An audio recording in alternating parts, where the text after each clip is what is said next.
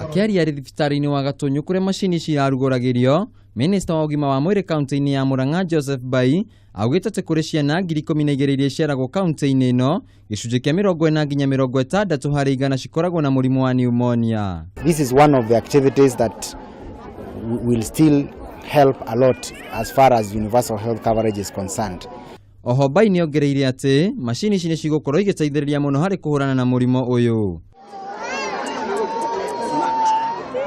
Mwena-inĩ wake mũrũgamĩrĩri wa gikundi kĩa Ahadi Trust Ahadi Kamau augĩte atĩ Kambe-ini ĩno no ĩgũkorwo ĩgĩtambio nginyagia kaunti-ini iria ingĩ. Murang'a County, if you look at the level of education, if you look at the level of nutrition, we expect that we don't have a lot of children dying of pneumonia. And I want to sensitize the mothers who have young babies to make sure that they feed their children well.